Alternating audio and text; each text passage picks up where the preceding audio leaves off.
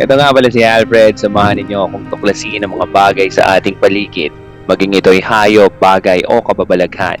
Gamitin ang malawak na pag-iisip at kaalaman upang alamin kung ang mga ito'y totoo o katang-isip lamang. Pero bago ang lahat, paki-like and share ang ating page at paki-click na rin ang subscribe button para sa iba pang mga istorya. Halika, sumama ka sa akin at tuklasin ang mundo.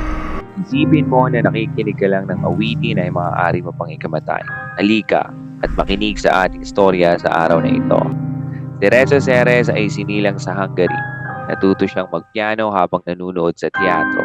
At sa kagustuhan niyang lubos na matuto, ay tinuruan niya ang kanyang sarili na mas lalong mapabuti ang kanyang kakayahan.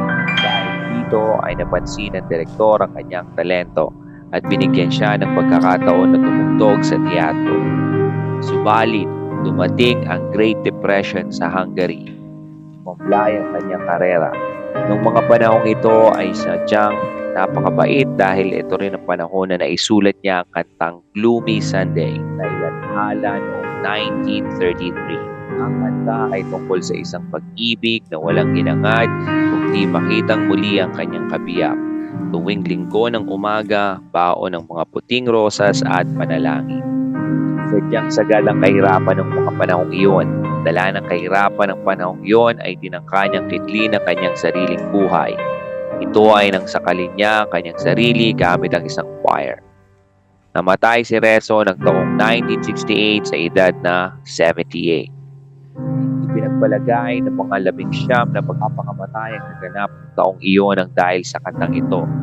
Ngunit hindi nila direktang may ugnay ang kanta maliban sa ilang insidente na hawak ng mga namatay ang lyrics ng kanta.